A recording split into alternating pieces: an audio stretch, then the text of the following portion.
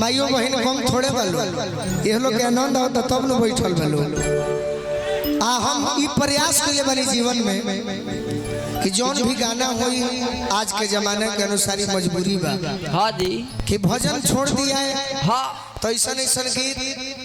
गावन मजबूरी बा श्रोता खाती कमेटी खाती। लेकिन हम ई प्रयास करब निशा भी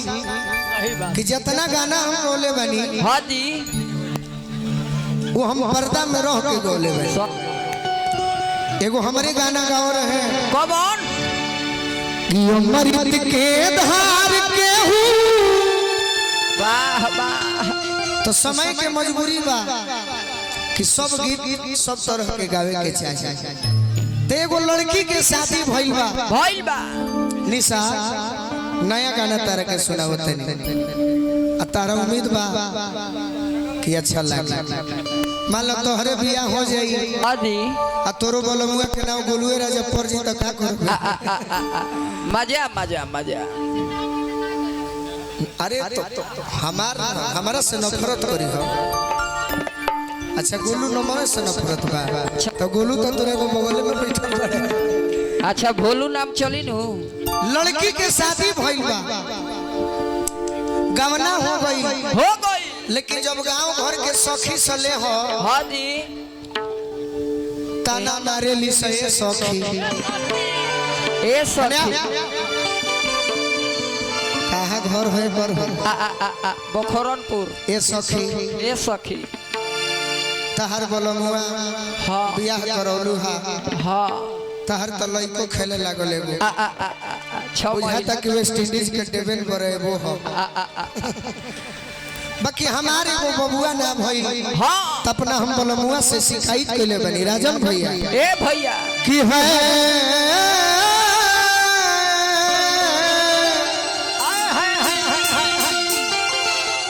जूती जूती कि रात दिन रोवताते का हो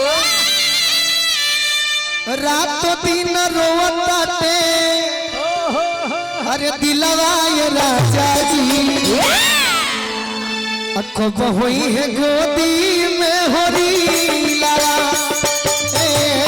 रात दिन रोवताते दिलवा ये राजा जी कब होई है गोदी में होरी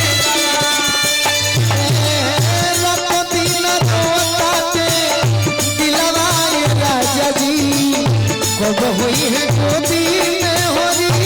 लावा रात दिन रोवताते दिलवा ये राजा जी कब हुई है गोदी में होरी लावा। आ तू बाहर बड़ा हमरा से हाँ जी रोज पूछे देवरा रोज पूछे देवरा रंगीलवा ये राजा जी कब हुई है गोदी में होरी लावा रोज पूछे रंगीलवा ये राजा जी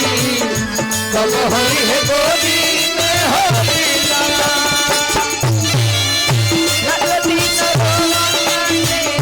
दिलवा ए राजा जी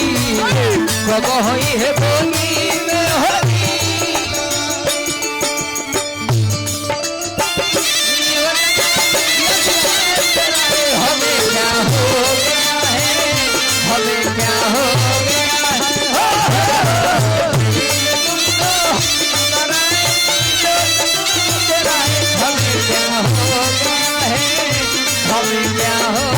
रोज पूछे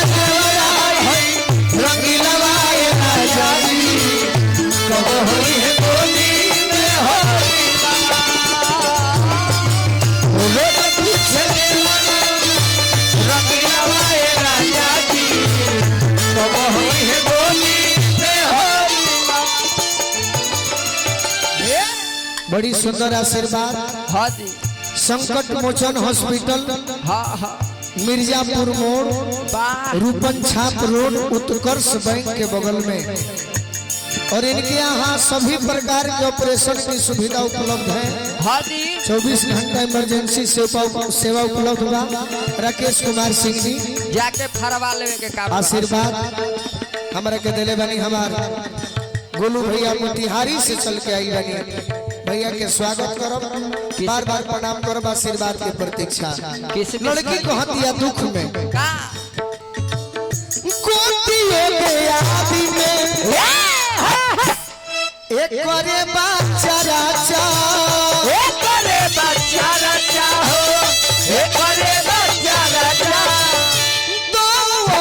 दारू में भई बहुत खराचा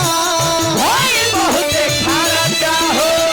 भाई बहुत खराचा हमारा संग के सहेली हां जी मम्मी बनी गई देखी मम्मी बनी गई देखी सिलवाए राजा जी कब हुई है गोदी में मम्मी बनी गई सिलवाए राजा जी कब हुई है गोदी में होली लगा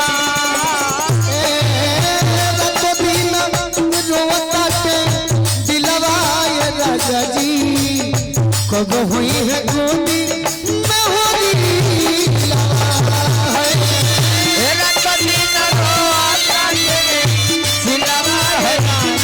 कब हुई है गोदी में होली क्या बात है भिखारी भैया गोदिया में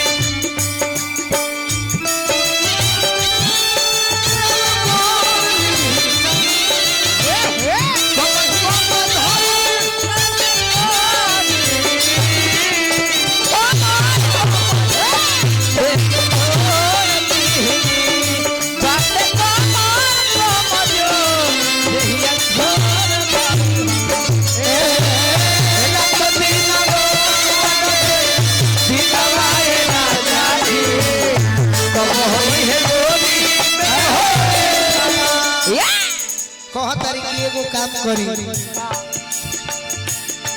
कोनो मनावे गईली हम देवता पीता हम देवता पीतर हो हम देवता पीतर तो कुछ हो तो नहीं है कोखिया के भीतर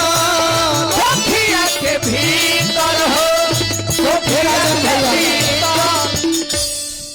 भैया हमारा मनोज शर्मा जी हाँ जी गुरु तुल बड़े भैया के आशीर्वाद मिलल हाँ हाँ आज यदि हमारा बबुआ हो जाई है हाँ जी ते वो काम जरूर करो का हो कि गांव में पटैती बानी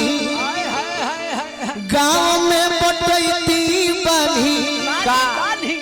अरे तिलवाए राजा जी अच्छा कब हुई है गोदी